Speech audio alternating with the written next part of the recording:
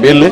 मैं और मेरी पार्टी इसका विरोध इसलिए करती है कि ये बिल इस देश की संवैधानिक संस्था, संविधान और जनतंत्र को खत्म करके तानाशाही की ओर बढ़ने का काम है। इससे ज्यादा कुछ नहीं है, क्योंकि आप खर्चे की बात करते हैं, जिसको 1 साल होगा उसके 4 साल में आप उसके जनतंत्र की हत्या करने का काम ये संविधान संशोधन, ये जो बिल लेके आए हैं, ये करने का काम करेगा।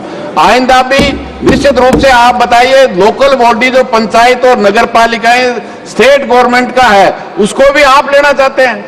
क्यों लेना चाहते हैं कि एक हमारा ही चलेगा, बाकी देश का किसी भी राज्य का जो भिन्न भिन्न संस्कृति है, भाषा है, उसके अनुसार हमारे देश के संविधान ने उनको राज्य को बनाया है, उनकी विधानसभा बनाया है, उनके अधिकार हैं, वो सब अधिकार आप इस बात के माध्यम से यहाँ लेना चाहते हैं। और केवल इसलिए कि तानाशाही फासिस्ट जो ताकत आप रूप से विरोध 356 हो, आगे भी अगर मान लो डिजोल हो गया, कोई फॉल्ट हो गई, सरकार गिर गई, तो उसके लिए भी आप अगर 2 साल बाद गिर गई तो 3 साल के लिए चुनाव होंगे, 1 साल बच गया तो उसके लिए होगा। इसलिए ये चर्चा करेंगे, बात करेंगे। Supriya Sule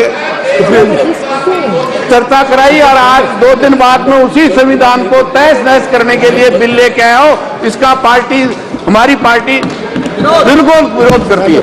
Supriya Sule. Thank you, sir.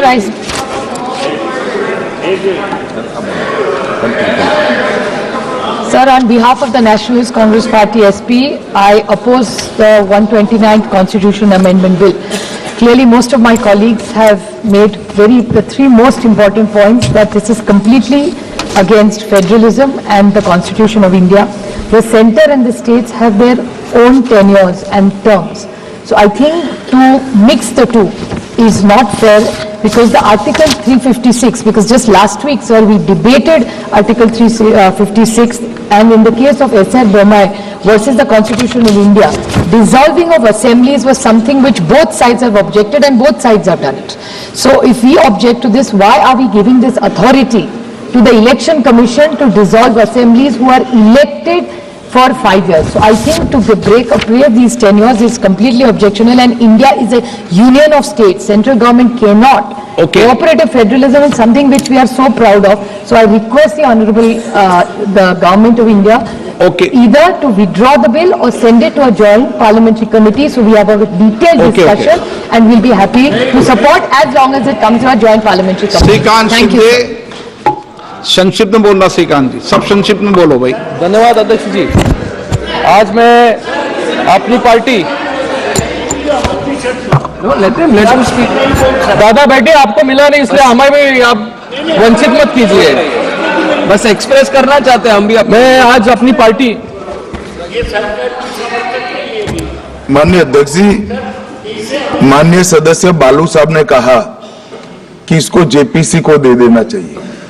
जब ये संविधान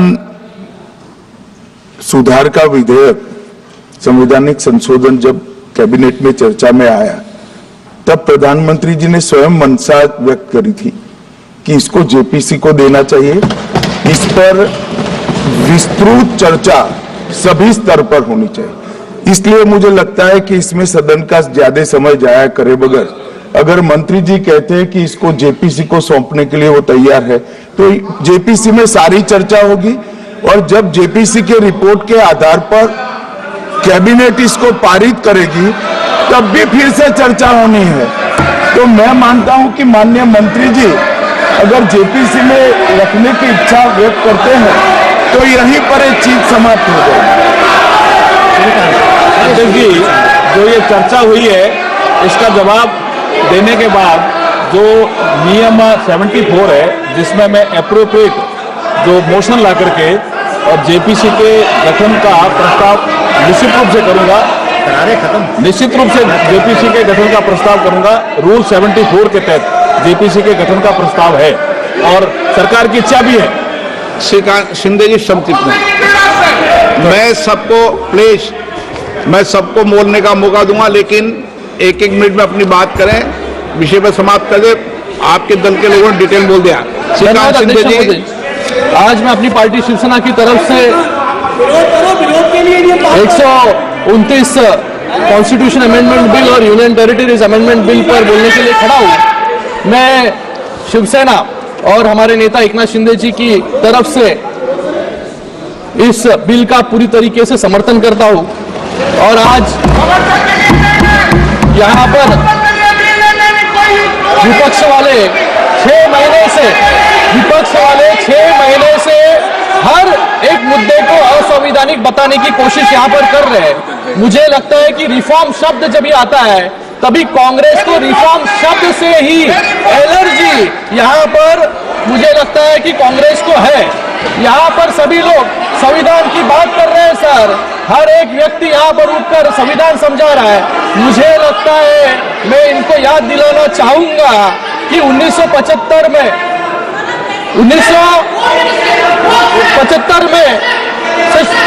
इंदिरा गांधी सर ये बिल जो 1975 को शुरू करता हूं, इंदिरा गांधी जी को इलाहाबाद हाईकोर्ट ने इलेक्शन मैल प्रैक्टिस। अरे वो विषय क्या है, आप संक्षिप्त में करिए। सर एक पॉइंट बोल रहा हूं सर, यानी इलेक्शन मैल प्रैक्टिस और यानी चुनावी भ्रष्टाचार के लिए गिनती पाया और 6 साल के लिए डिस्क्वालीफाई कर दिया। उस जज के साथ कैसा व्यवहार हुआ ये पूरा देश यहाँ पर जानता है और सिर्फ 3 दिन में 29वां संविधान संशोधन लाकर प्रधानमंत्री, राष्ट्रपति और लोकसभा अध्यक्ष को जुडिशियल रिव्यू से बाहर कर दिया। ये इनका संविधान है सर, ये फेडरलिज्म माननीय सर प्लीज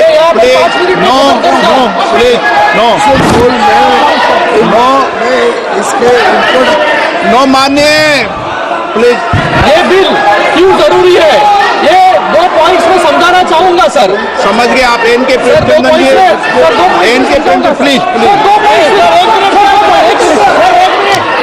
लेकिन कोविड समिति जो गठित हुई उन्होंने वाइड पब्लिक कंसल्टेशन किया।